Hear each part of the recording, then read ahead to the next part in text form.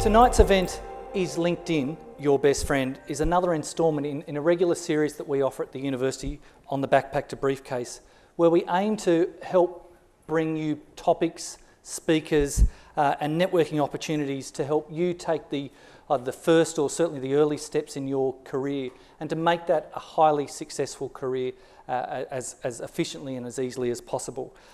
So I hope between our guests and myself, but equally the networking that we do later on, that we can deliver on those aims.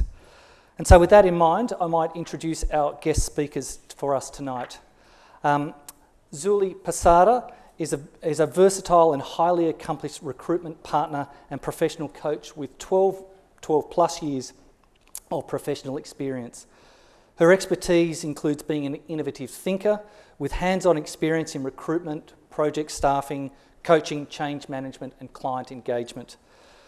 Zuli is experienced in designing and implementing a wide range of recruiting programs and specialises in IT recruitment, where she has been responsible for tracking applicant pools of 1,200 plus applications whilst providing a positive candidate experience in a fast-paced, high-volume environment. When not interviewing, reading or attending recruitment-related events, she enjoys helping people to achieve their goals through life coaching. Zuli has a Master of International Business from Macquarie, and so please welcome Zuli Posada. Thank you. We're also blessed to have Erin Zeth, I knew I'd trip that up, has worked with agencies, RPOs or as recruitment processing outsourcing. Yeah. And in internal recruitment for over 10 years, holding positions in companies such as Hayes, JP Morgan Chase, KPMG and currently LinkedIn. Talent acquisition has been fundamental to the work that Erin does, whether it be helping somebody with landing their dream job or filling a critical skills gap in an organisation through market mapping. In her current role as Customer Success Manager at LinkedIn, Erin gets to leverage her prior experience in the HR field and help clients with talent acquisition strategies through the adoptions of LinkedIn's talent solutions. Erin has a Bachelor of Arts with a Diploma of Education from Macquarie. Welcome, Erin. Thank you. Now, the plan for tonight is I'll put Erin and Zuli under the pump for about 30 minutes or so, and then we'll throw it open to questions. So please, if over the course of the conversations, think of questions, and we'll certainly have some roving mics later on. And after that time, I think we'll probably have earned a thirst and something to eat. So that's the plan for tonight. But I'd also, to kick off, I want to ask a few questions. Who of us has an active LinkedIn account? So I kind of think most of us, but if my view of that is not everyone. Okay, another question. Who of us has updated a profile, say, in the last month? Updated your profile in the last month? Interesting. Another one. Who has actively connected with someone you know, and not just a random that perhaps LinkedIn might have suggested, but actively connected with someone in the last week? Right. We've got some users. That's good. It's interesting because I had looked at some quick stats today. So Australia has got over 4 million active LinkedIn account holders, apparently about 476 million users worldwide. And one stat I saw that there's an update on average at least every 10 seconds. So it's obviously a utilised resource. But I have perhaps a cheeky question. Is a LinkedIn profile now a no-brainer necessity, or is it perhaps now an overhyped business card? Ooh. Erin, I might throw it to you. Well, first of all, I'm sorry, I have to correct you on how many members we've got in Australia. We've actually got 8 million. So double the 4 million stat, yes. Noted. Yeah, we've got 8 million members here in Australia, and when we look at the saturation of, I guess, the professional market here in Australia, we are at pretty much saturation point. And where we're looking to grow next is in the trades, the blue collar, and also the student space as well. So I would dare say if you're a professional working in Australia and you don't have a LinkedIn profile, you're probably one of the minority that doesn't have or isn't engaging with our network. So Zuli, do you think it's an absolute necessity, or perhaps is it It is. a business card? It is a necessity because we as recruiters, we're using LinkedIn. I would say 98%. You can tell me if it's 99.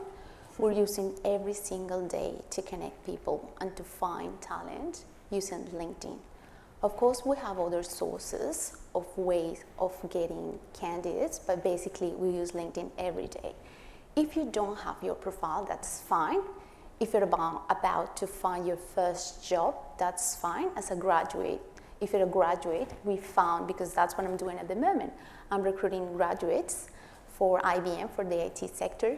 Most of them don't have their profile, but it's okay. It's a matter of start doing it and start opening a new profile, but it's definitely a necessity. Do you find that some industries are more prevalent users of LinkedIn than others? I know, for example, that with friends in the IT industry, it is the only source of visibility and attracting talent. Mm-hmm. But does that apply in other areas? I think in other areas it's part of the mix. So are there some industries that really do thrive on it that more than others?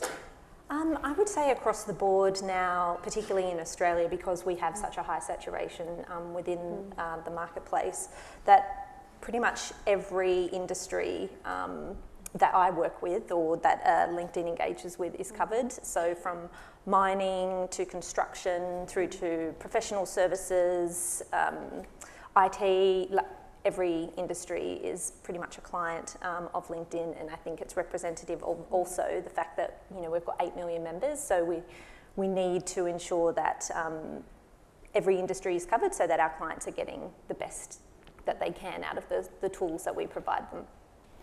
Zuli, for IBM, is it definitely the predominant tool that you use? Yes, but I was saying that for IT, it's definitely very important to have your LinkedIn profile up to date, like really with all the information that you've got, your experience, your achievements as well, because it could be a deal breaker or a deal maker, because it's like your CV. You've got 10 seconds, 10 or 20 seconds, you grab your recruiter's attention.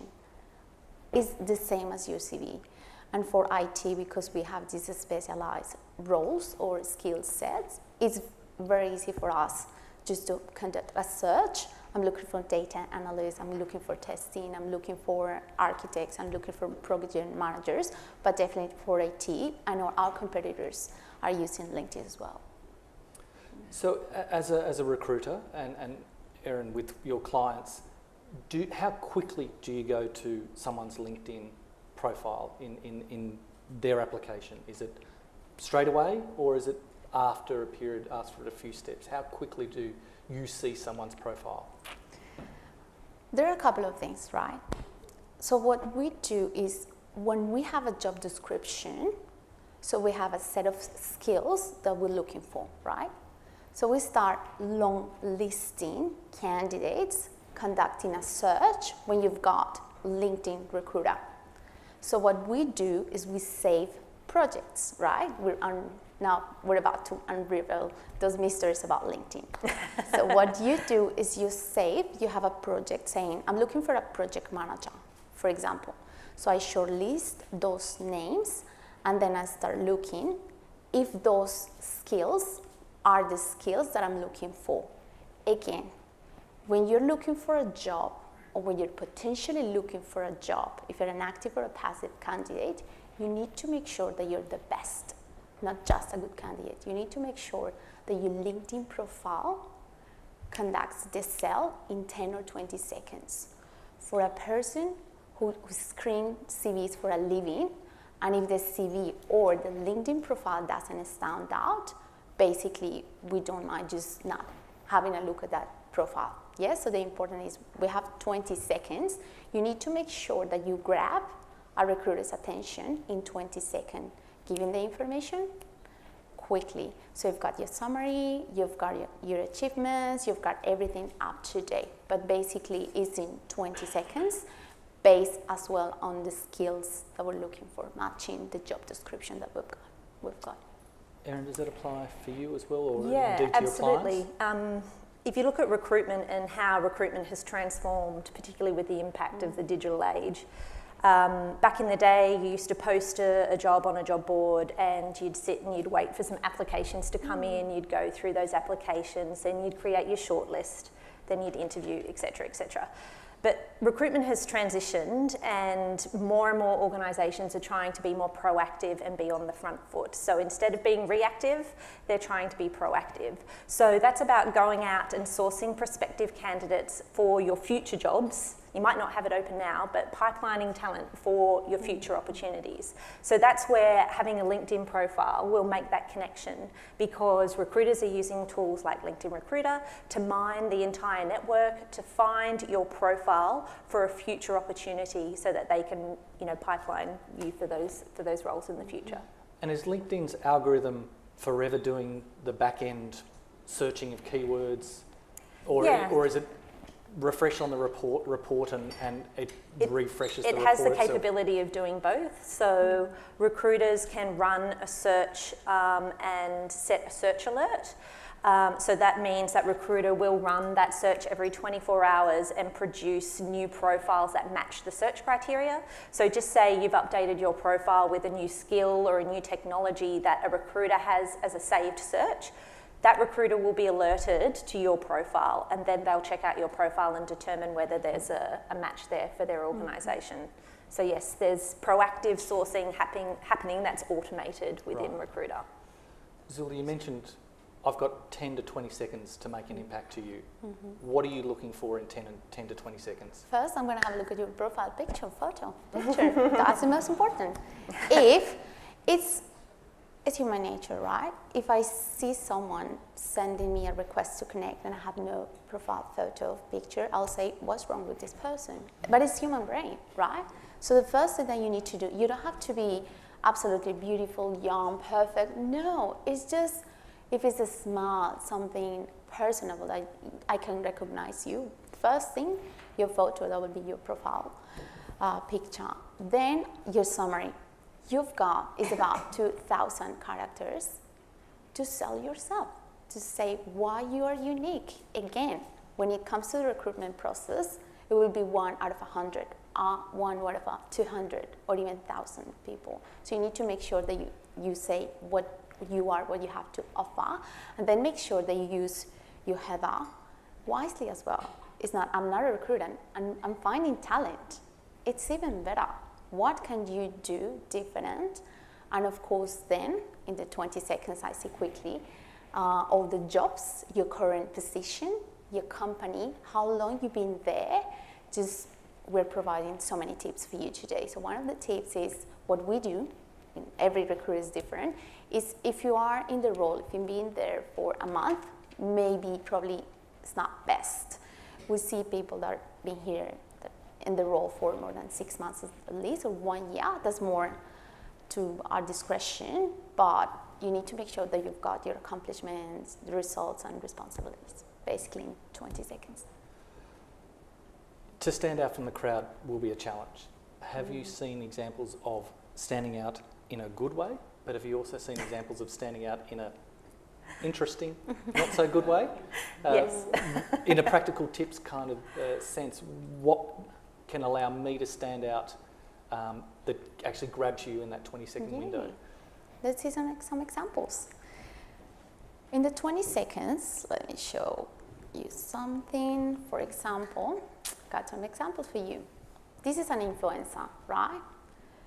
So first, in the photo, you need to make sure that it's approachable, that you can inspire trust in other people, and that you've got your title as well. And again, then you need to make sure that you have all the information that you can deliver quickly. What I've seen, for example, if you add videos, that's something that will call my attention. If you've got, this is an example. If you've got photos of what you have done, that will call your recruiter's attention. But the tip here is keep it simple. You need to make sure that you have an all-star profile. So there are 5 stages on LinkedIn.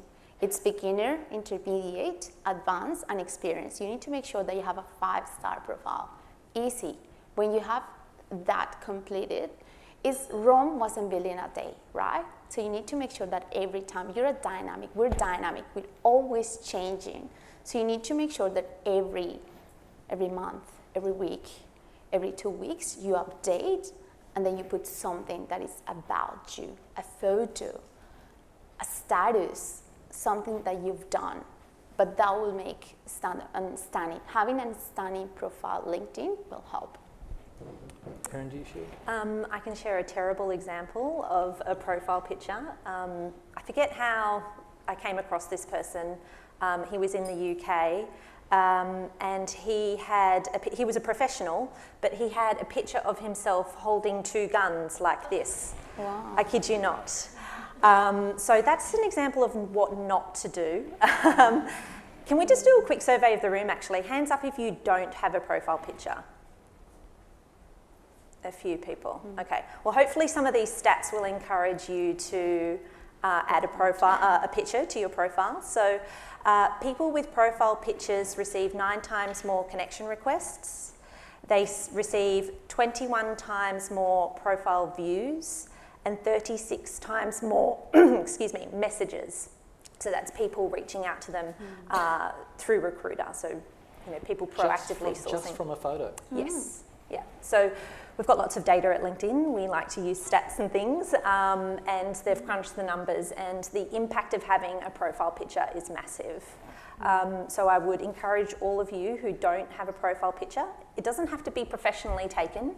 Just stand up against a plain background, just get a headshot of yourself from your shoulders up, and add that to your profile. Jumping it into content though, because I'm certainly the mindset content is key. Yeah. What sort of, I see some profiles that have the barest minimum of content. Yeah. And I think there's value in having short and sweet, keeping it as succinct as possible.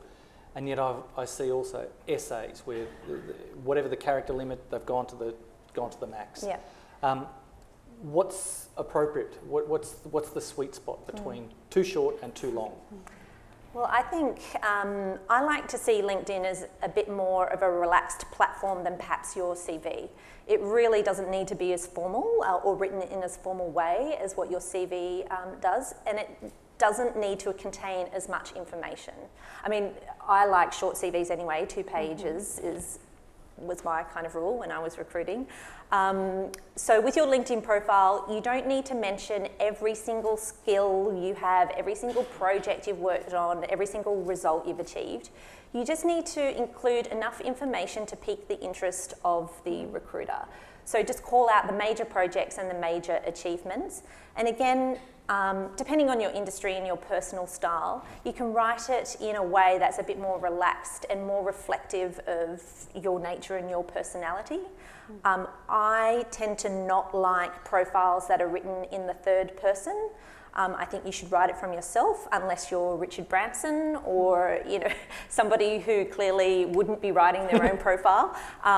Then I would suggest that you write to your profile in the first person as well. Zuli, do you agree about, or what's your position on too long, too short? Too short. What I will say, what you share, it's up to you. It's a personal choice. I've seen everything. I've seen executives with just the title, that's it. Or I've seen those LinkedIn profiles with lots of information, almost every single project they've been on, if they work in the IT industry. I will say it's best to have an equilibrium. But what you need to have in mind is, let's say if you have a skill that is, project management, let's say. If you've got project management in the summary, and then again in the projects, and then again in every single title or different company that you work for, that will appear in a search. So if you have endorsements as well, those will help. So as much as you can give that information, you will appear on the top of the list. And that's useful, right? So you need to make sure, again, it's a personal choice. I go in between. I like to share a lot, but not detailed information. Anyhow, that LinkedIn has cool, like the high school you went to. There's so many information but that you don't have in your CV. But it's a kind of enough information, I will say 2 or 3 bullet points for each position, that will do. And Zuli makes a good point around the keywords. So the way that the LinkedIn Recruiter algorithm works is based on keywords that are relevant to your industry or to the role that you perform. So whilst you don't want to sound generic on your profile, you still need to include some of those keywords so that you will be returned in search results. So if you've got a skeleton profile, that means you really don't have any meat or information around it. You are going to appear, much further down in the list of results. So the more of those keywords that you have, and think of it in the mind of the recruiter as well, because they're the ones that are going to be doing the searches. So think about the types of keywords that the recruiter might search upon that are relevant to your skill set. What about for those who have the challenge of they're either still current students or very early in their career, where they perhaps don't have quite the body of work that perhaps looks good compared to others who've got 10, 20 years of work in their kit bag? What sort of projects and key selling points do they have that would be attractive to a recruiter when really they're on the first steps of their career? Everything counts. Believe me, I've seen even CVs of graduates, candidates that are about to graduate, that they've got 3 pages, and it's all of the things that they've done while in university. It's amazing, like extracurricular activities, they work part-time, everything counts. Even if you work in retail, even if you work for David Jones, you're facing customers, and that counts. That counts as an experience for us. So you need to make sure at the beginning, if it's 1 month, if it's volunteering experience, that counts as well. So the only thing you need to make sure is basic but no typos. Basically no typos, clear information, and demonstrate things that you've done if it's non-paid, and results as well. It's a basic profile, but again, you start as a beginner and then you start growing as a professional, and then your LinkedIn profile will do it as well. So my takeaway of that is that recruiters are respectful that an individual might be early in their career. You're not overlooking them because they haven't got a long CV of demonstrable results. You're respectful of who they are and at that point. I guess the challenge going forward is as they get more skills, more experiences, more results, keep that on your profile up to date as you go. Keep it as dynamic as possible. Is that how LinkedIn would acknowledge and respect certainly people's profiles? Yeah, I think as you progress further into your career, then perhaps you can remove some of that earlier work experience or things that you've done that perhaps aren't as relevant as you've progressed a few years down the line. It's a dynamic. Your LinkedIn profile is dynamic. As your career evolves, your profile should be evolving and being updated as well. Networking is obviously, that's what LinkedIn does on an online sense. I think the temptation can be certainly in the early days to build up connections. Is the recommendation, don't connect with anyone that you frankly meet at the bus stop, let alone just happen to be suggested? Is quality of connections more important than a quantity of connections? Or is there a value in actually having a high volume of connections in terms of the algorithms and search returns? I find that an interesting one because I get approached quite often, but I also think, well, why would I connect with you? Who's serving who here? Yeah. So I do wonder what's the mindset and more particularly what's the recommendation for young, if not current students? I guess it depends on your motivation. If you're trying to build a business or if you're a recruiter or something like that, you might want to build a large and varied network. But my personal stance on it is quality over quantity. I won't connect with somebody unless I've met them. or if I can see a significant mutual benefit for us being connected. And I've had my LinkedIn profile for quite a number of years, and I do probably once every 6 months or once a year actually go through and cull some of my connections. If I can't remember how I met them or why we're connected, or I look at their profile and I see that it's not relevant to what I'm doing now, then I will remove those people. We haven't connected yet. We're connected, Jerry. Zuli, do people on the aspiration of almost for applying for a role, do they preview you and almost to the point of seeking connection before they've even met you? Is that an often a daily challenge of yours? I receive requests like people that wants to connect with me on LinkedIn every single day. So the tip is, for me it's fine. I mean, again, it's a personal choice. For me it's quantity, but you can as well look for quality, right? So the key is, if you connect with someone, customize that email saying, hi, it's a nice touch. You're a human being but that want to be recognized, right? I would like to connect with you because we met this way. I would like to connect with you because in the future I might be interested for you being a mentor. It's a matter of being nice, be approachable as well. I would like to connect with you because I'm interested in this industry. That's fine. For me, and I've done it, I've reached out to people that I haven't met, even writers, speakers. I'm interested, and what about if you teach me something? And I've done it, but it's in a respectful way. You build those relationships. So when that person posts something, you comment on it.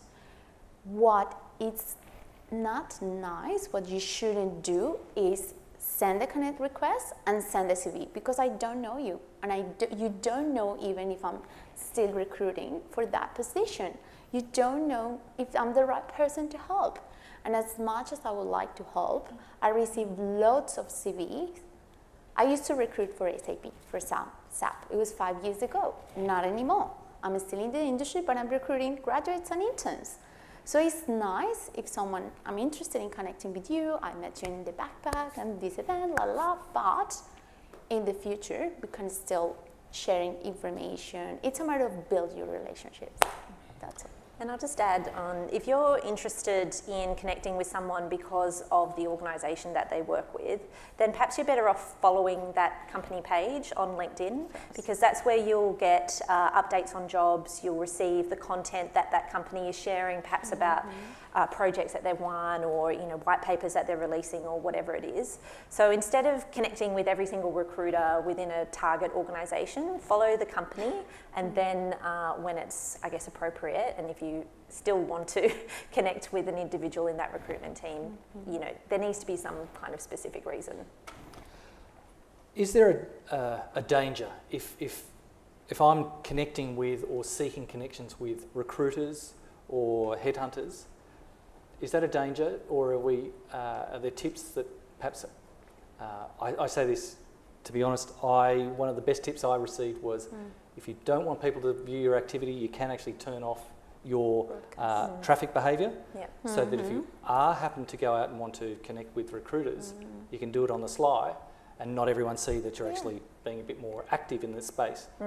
Is that one of the tools that is available to us to actually, say, connect with the recruiters, the headhunters, and be on the active search for roles? Yeah, so recently, January this year, we launched a new product whereby our members can self-identify that they're open to new opportunities. So if you go into your profile settings, there's a switch that you can switch on it's like a little flag to recruiter license holders saying that I'm interested in hearing about new opportunities.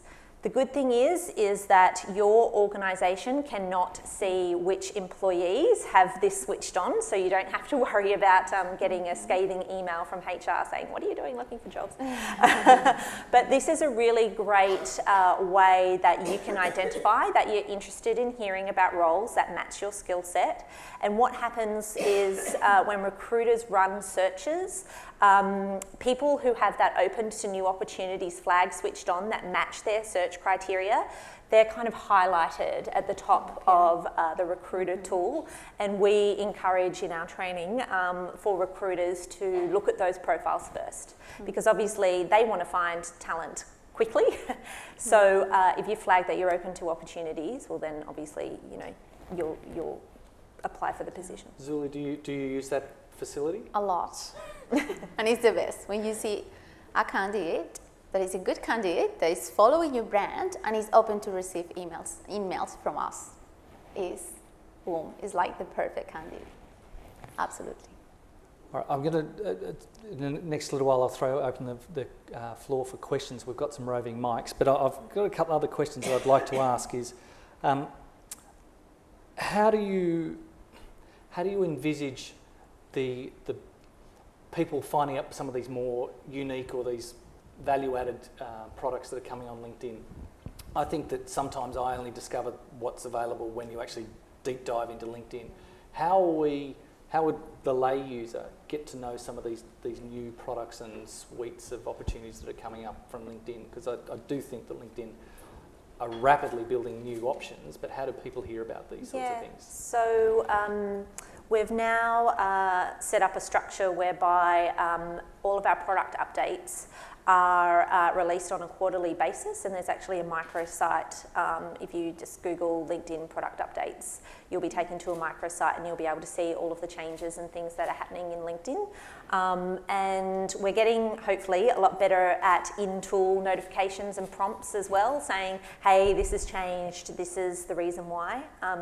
We're very much a members-first organisation, so we don't do anything that's going to greatly inhibit our members or annoy our members, because if we don't have members, then we don't have any products to be able to sell and we won't have a business. So if there's something on LinkedIn that annoys you or it's a peeve, then I would highly encourage you to send feedback to our product team via the help channels. And that information is collated, and that is what shapes the direction of our products in the future. So don't be scared to make suggestions or recommendations. Yeah. Interesting. Are there any questions? We've got one question already. So He's ready. That was a very quick hand up. early adopter. If you can say your name and your question, obviously, that'd be great for the panel. Yeah. My name is Felipe Kovacic, and I've been a LinkedIn user since, I'd say, 2007. So it's a bit of a question, a bit of also feedback, and to the three. So I've tried the Job Seeker Premium, I think 3 times. Now is finally after the 3rd time, I'd say I'd actually spend some money on it. Having said that, though, it's like, it's interesting. Sulima, you're from Colombia, I'm also from Chile. So it's a different context, and I think also LinkedIn is an American company. So on the Job Seeker Premium product that you get, it qualifies you, or you're in the top 10%, 50 or 25%. But from what I see, that's very much based on your academic qualifications. Do you have an MBA? Do you have a master's or a bachelor's? At least that's the impression that I get as a consumer. And this goes in a way to the university in terms of, let's say, university education, having a tertiary degree, whether it be an undergrad or a postgrad. In Australia, we don't value education as much as they do in the States, where LinkedIn is from, where having an MBA from an Ivy League or top-tier school is relevant. Here, I think not many people care. I did my Masters of Applied Finance here because I thought it was the best finance school in Australia, but I think also my experience has been, that's, good on you, mate. It's not, it's not really relevant. So they say, oh, you want to change industries, you want to go into finance or banking. It's, the recruiters in those industries don't value that. So maybe looking at, 4 different markets and contexts, say, in Australia, what companies have you worked with before? And that will maybe qualify you better than your academic, fit, or the skills, or the keywords, or this, or that. So I guess, you know, my question is, you know, it's two parts. You know, considering this, is it, you know, a worthy investment of spending the money on the job seeker premium product? How do you address this in a way, this focus on experience rather than qualifications? You know, especially, you know, in a university context here, we're all, you know, Macquarie University, you know, proud Macquarie University alumni. But I see there's still a disconnect in the LinkedIn product, you know, with being able to reach, you know, and connect that. And that's been my, you know, my experience at least. Can I just clarify what you mean by prioritising people with MBAs and things? Yeah, so when you're, there's, so the section of jobs, there will be a job posting, and then as a consumer, as a job seeker premium customer, you'll say you're within, there are 200 applicants for this job, and you're within the top 25%. You know, how is that, you know, percentage arrived at? And, you know, it's also a question on your side, you know, do those more qualified people bubble up to the top or not? And if it is that case, you know, why bother knowing that if you're in the top So the way that our job adverts work is quite different from other job boards. So when a company posts an ad on LinkedIn, there's 5 key areas that our algorithm matches from. So it's like your location, your position title, your industry, your skills, and also the information that is entered into the job description. So education is not a field within a job description that is weighted in that algorithm.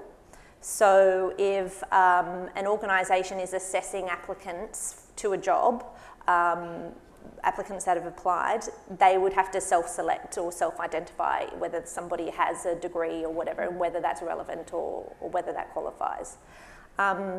If a recruiter is running a search within LinkedIn Recruiter, there's over 46 filters within Recruiter, and they can pick and choose which criteria they want LinkedIn to search upon. There is a degree type and, you know, a level of education filter within Recruiter. So if it's imperative for the position for that person to have an MBA, then yes, they can add that criteria, and then Recruiter will only serve up people who have an MBA or a master's or what have you. So yeah, it depends on the way in which people are trying to identify candidates, but I guess I can't really comment on, you know, Australia's broader context around whether they value masters or whether they don't value masters or what have you. Is this where the summary, the top summary really comes into its own, because that's a free field of text where you can actually self-promote, showcase yourself or your greatest value in an unrestricted field, as opposed to down below where you've kind of, it's a template. Well, the summary and also your experience under each role. So Recruiter looks at all of those keywords, so all of the free text that you enter, that's where you should include keywords that are relevant to your skills, your industry, and the particular type of job function that you have. And I will say that every company is different, right? So for some companies or for the role, it is important the experience. For other companies, it is as equally as important the bachelor degree that you've got, and if it's in an Australian university, if you've got GPA, WAM, if you've got other activities on top of that, if you've got achievements.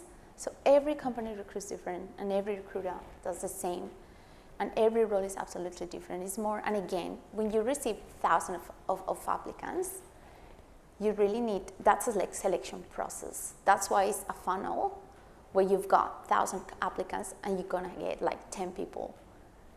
And it's the way as well, how can you phrase your CV, how can you demonstrate your results, how can you deliver when they're conducting the face-to-face interview, how can you say, follow the model that is BAR technique, background, actions, and results, how confident you are there's so many things in place.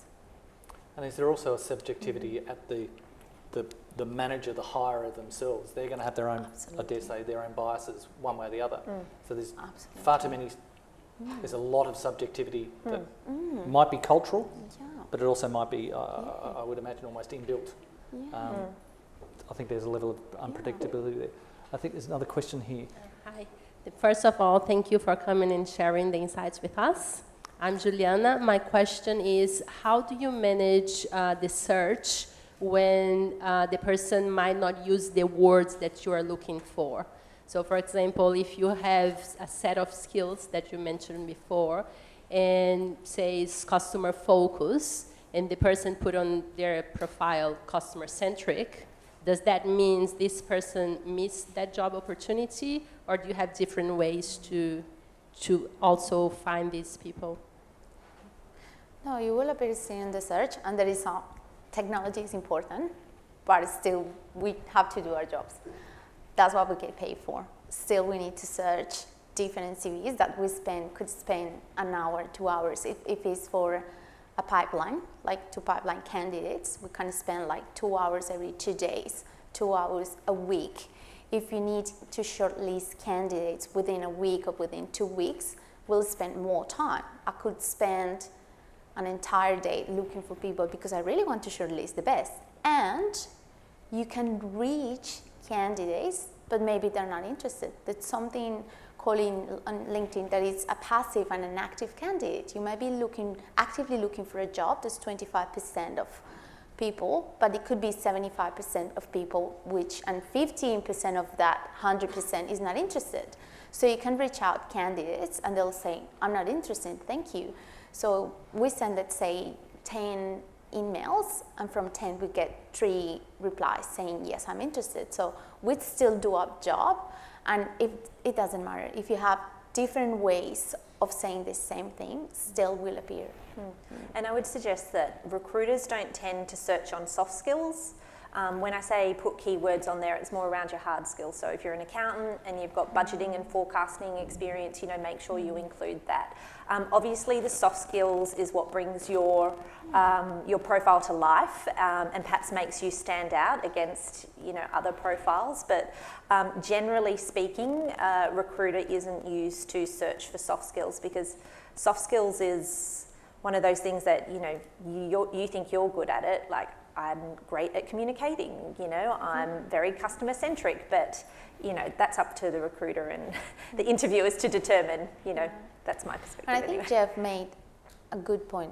That's something for you to consider. There is a bias, but as well, we may need sometimes people that are great at communication skills, but sometimes we can't hire all of them being leaders in communication because we will go mad.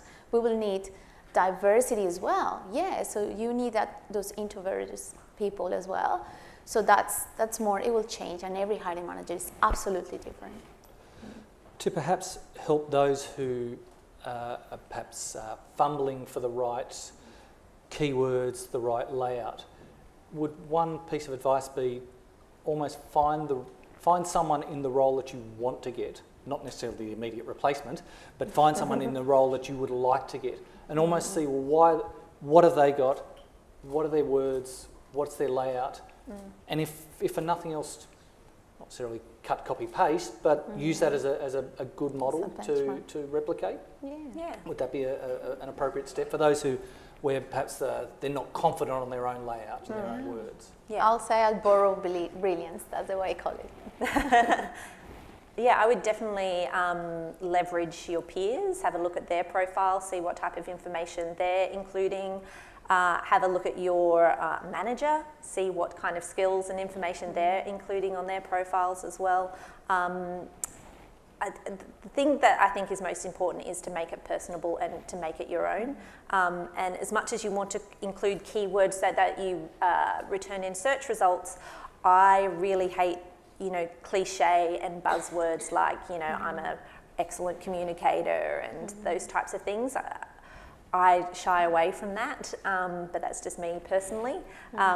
So make it your own, bring your personality to life, because your personality is what's going to set you apart from other applicants as well. There's a question from up the back. I guess this might be more of a behavioural question, but I was curious, I guess, when it came to situations where you are approached by people who have viewed your profile, added you, and then I guess no contact has been made. From your perspective, what do you think's best practice? Do you approach them, or do you wait for them to make contact? Sometimes there is a bit of a silence there, but I'm curious to see what your thoughts are. So you mean if you get a connection request and then that person doesn't follow up with any type of communication? Yes, that's correct. Yeah. So obviously, if you've used the quality versus quantity rule, then you've seen something in that person's profile that you think is worthwhile for you to be connected. If there's radio silence, well then I would, and you think they're of benefit to you, there's something that you can get out of communicating with them, well then I would reach out and say, hey, you sent me a connection request, I see I'm interested in speaking to you about X, Y, Z. I don't think there's any harm in being proactive and reaching out to people. There's a question, sorry, I think microphone's down here somewhere. Yep. Hi, my name is Chun. I'll just a quick question. I'll just start with a recent situation that I encountered. I approached a recruitment agent recently, and the role that I was going for was something relatively different to what I currently do. So let's just say for example, you're in a bank, you're doing retail banking, and you want to move to commercial banking. So it's still in banking, but it's just different, I guess, business. The guy that spoke to me, he said, look, if you're actually going for a different business line, it's actually easier to do it internally. So to me, it was just like saying, well, recruitment agents don't look at these things, they only look at experience, and they want experience because they have to match, your experience with what they have as a criteria. So would you say that in that situation, when I'm, say, 3 years, 4 years into retail, want to move over to a different business line, it's not something that LinkedIn might be too helpful with, or maybe just in general, like recruitment might be harder in that situation? What are your thoughts on that?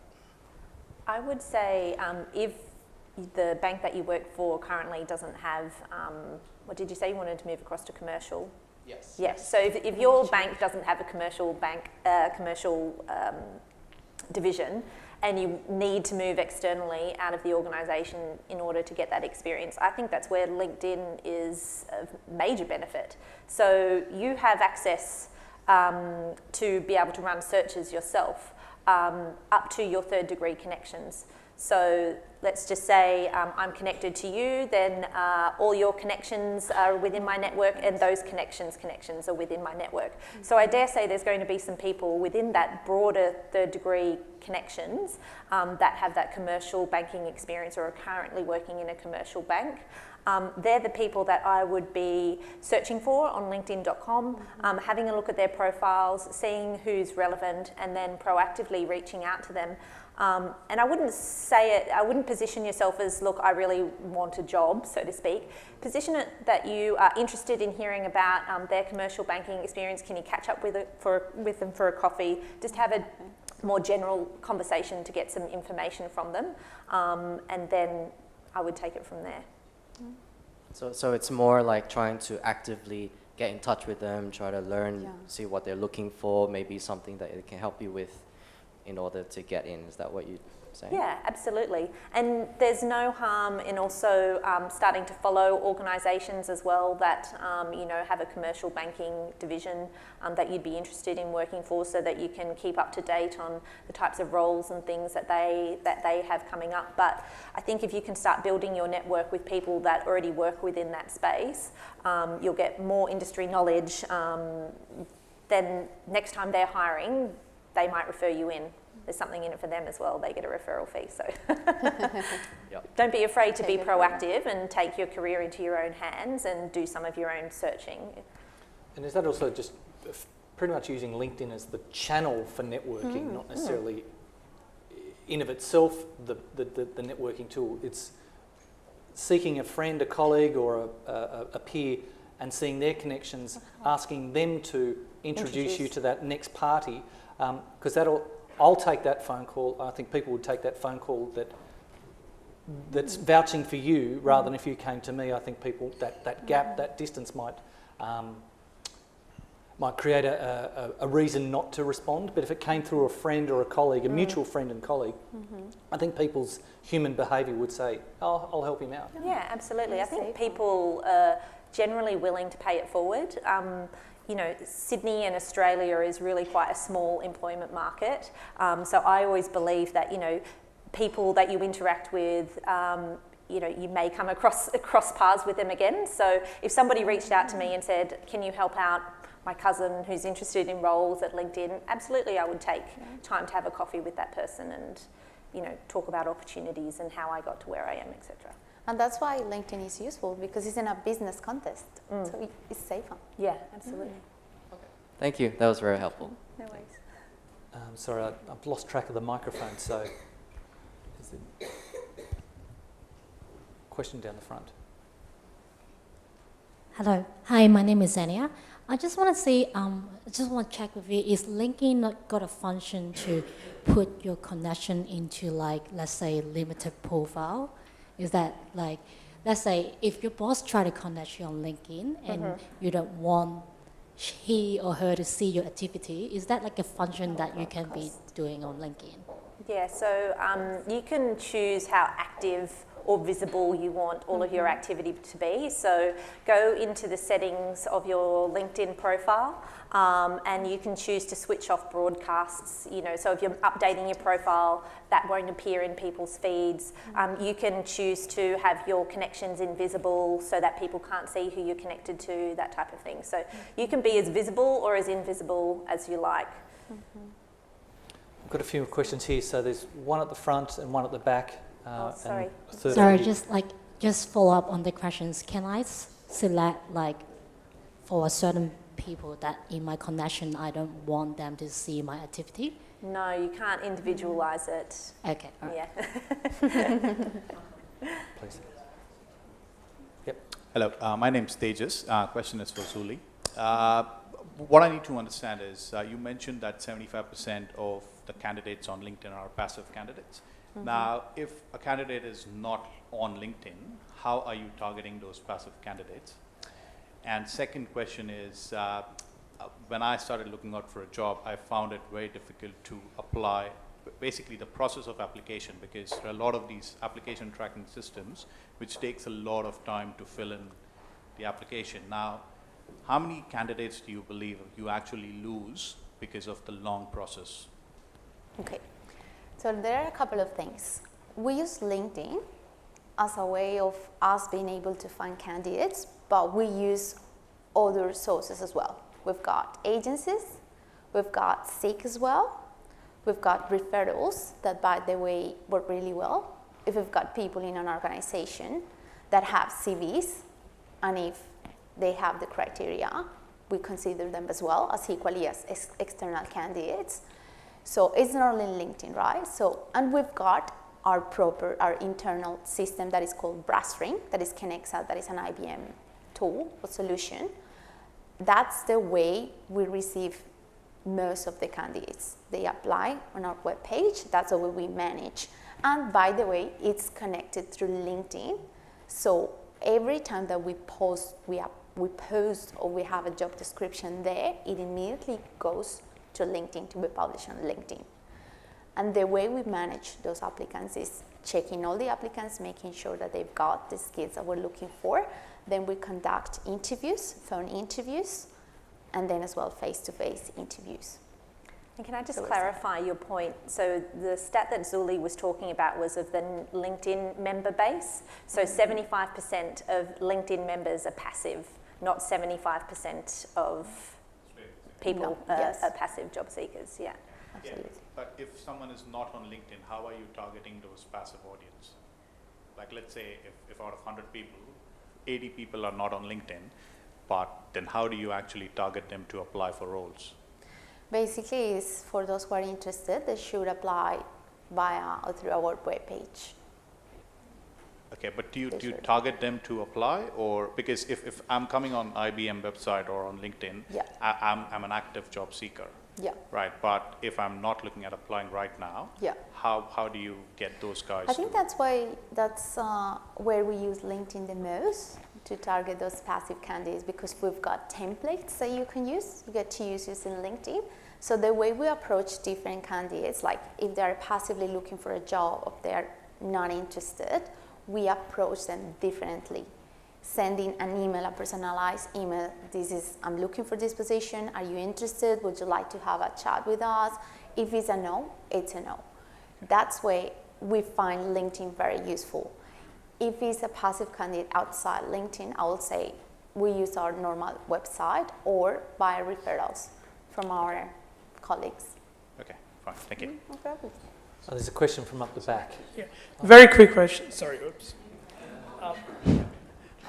In spite of Microsoft's acquisition of LinkedIn, why is LinkedIn's Windows app so dysfunctional and badly maintained? And as a customer success manager, I wanted to ask you. Well, I'm a customer success manager of LinkedIn's talent solutions, certainly not of any Microsoft integrations or anything like that. We're still operating very much as two separate entities. So, and I'm definitely not a technical consultant, so I'm sorry, I can't answer that question. I have a question. Question at the back, sorry. In terms of job adverts, where does LinkedIn rate compared to other job boards in terms of successful placements and things alike? Well, if I had the data, then I'd be able to tell you. I can only, comment on LinkedIn's data. I can't really provide any comparisons. Organisations do track their source of hire, be that via LinkedIn, through actively headhunting, through agency, through Seek, or whatever job source it is.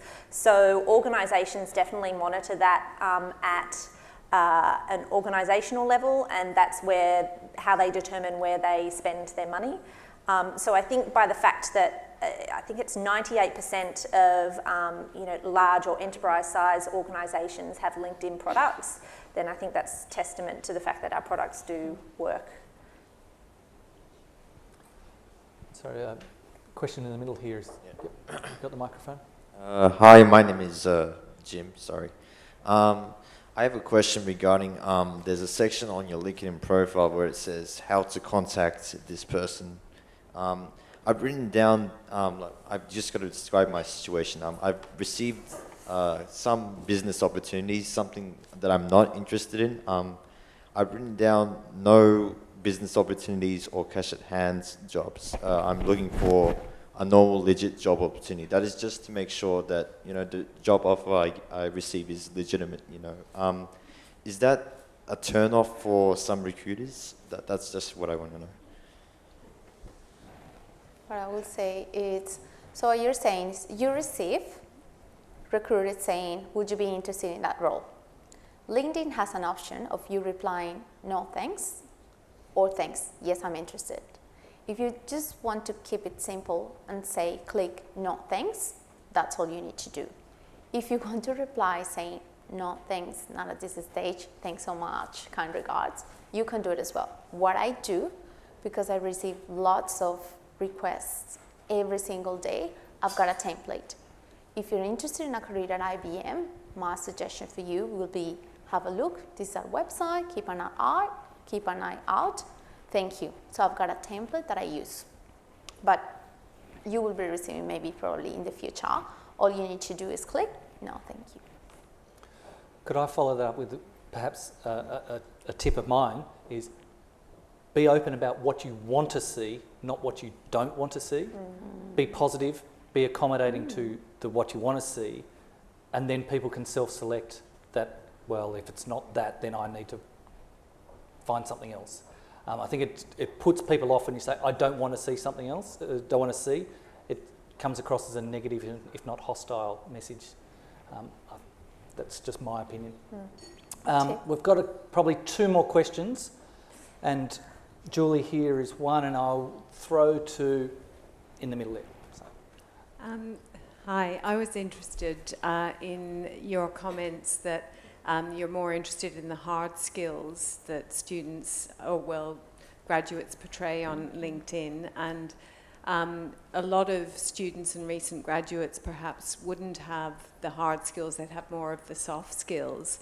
So what would you suggest they do in order to make their LinkedIn profile more marketable to recruiters and employers generally? I'll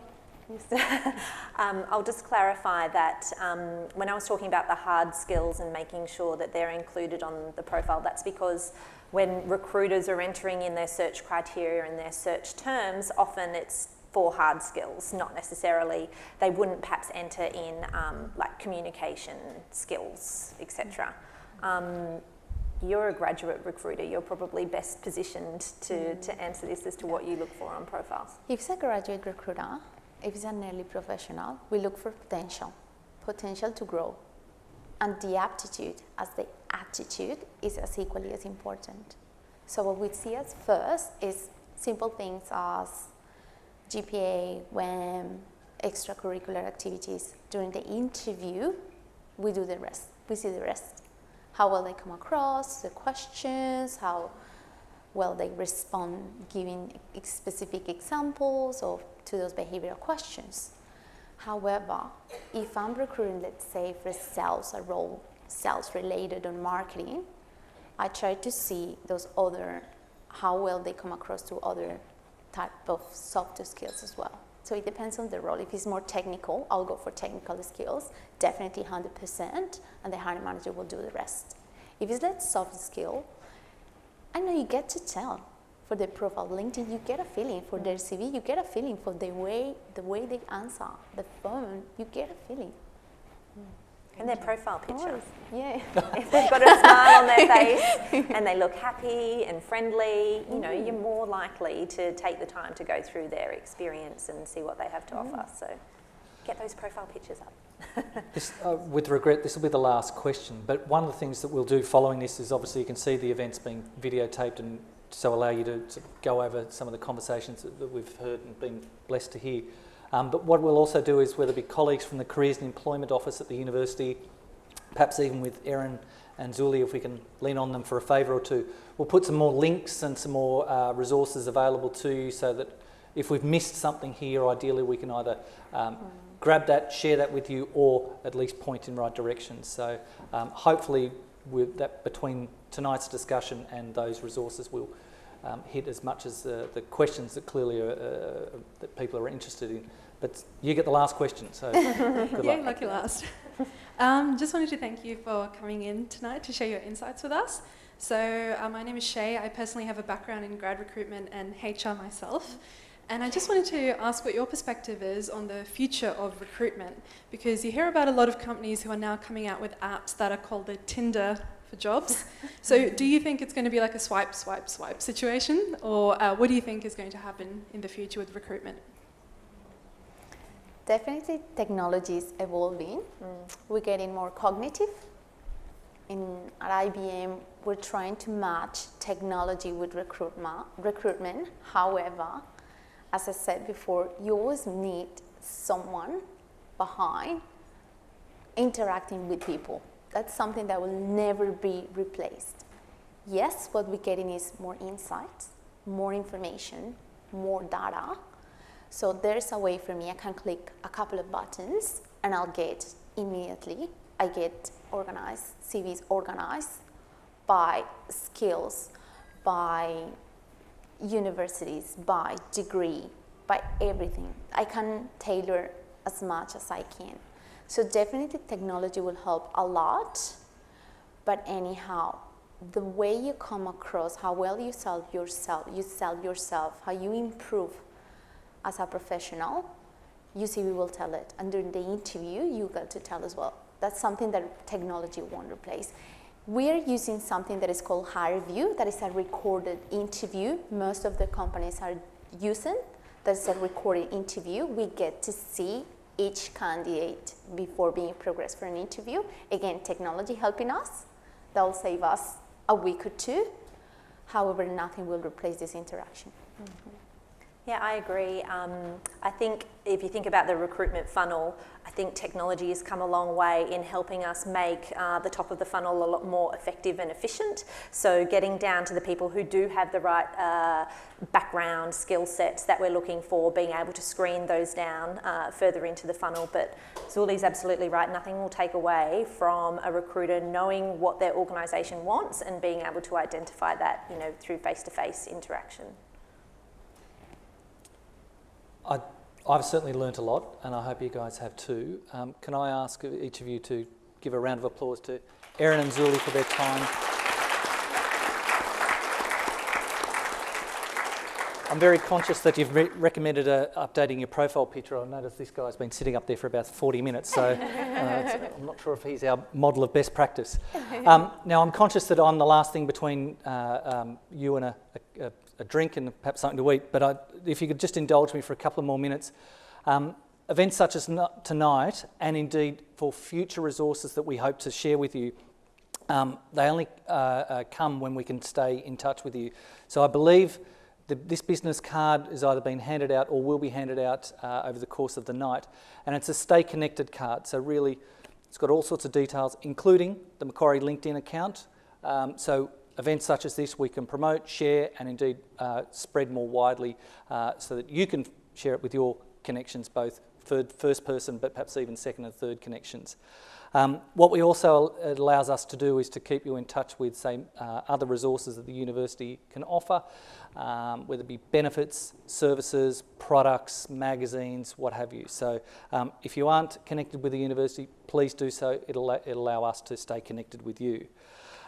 One of the other services that we would also like to promote for you, because it is so valuable, for those who can visit the North Ryde campus, we have the Careers and Employment Office for you. So between the staff and just a myriad of resources, they'll be able to help you with just getting that expertise, that eye for detail, and some support services for you. So I encourage you to use those services. They're on the North Ryde campus. Once again, to Erin and to Zuli, thank you ever so much for your time, your generosity, and your advice for all of us tonight. I've certainly got a lot of value out of it, and I hope you guys have too. So thanks once again. Let's enjoy the night and hopefully share some of your networking.